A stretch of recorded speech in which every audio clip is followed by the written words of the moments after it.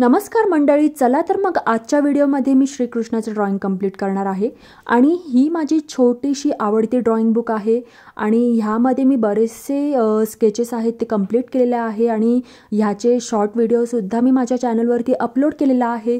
तर तुम्ही जाऊन नक्की बघा आणि आपल्या व्हिडिओ आवडले असतील तर व्हिडिओला लाईक करायला विसरू नका आणि चॅनललासुद्धा नक्की सबस्क्राईब करा।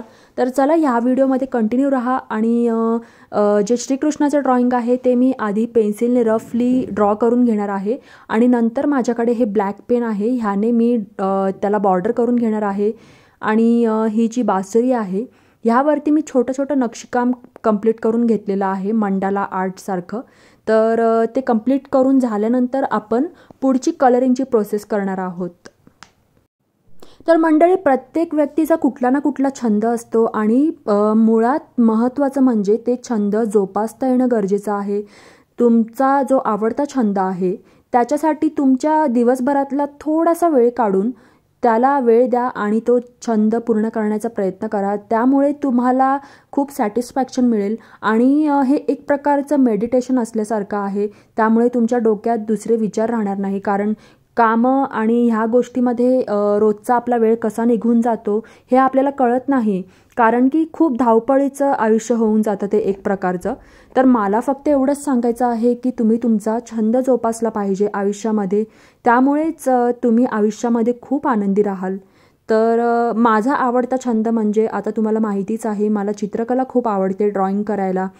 आणि हे जे ड्रॉइंग आहे ते मी स्वतःहून प्रॅक्टिस करून शिकलेली आहे। यासाठी मी कुठलेही क्लासेस वगैरे जॉईन केले नव्हते, पण रोजची प्रॅक्टिस असेल तर आपण आपल्या कुठलाही छंद असो ते त्यामध्ये इम्प्रूव्हमेंट करू शकतो। तर अशा पद्धतीने मी श्रीकृष्णाचं ड्रॉइंग कंप्लीट करून घेतलेलं आहे आणि ह्याचं कलरिंगसुद्धा करायला घेतलेलं आहे स्केच पेनने।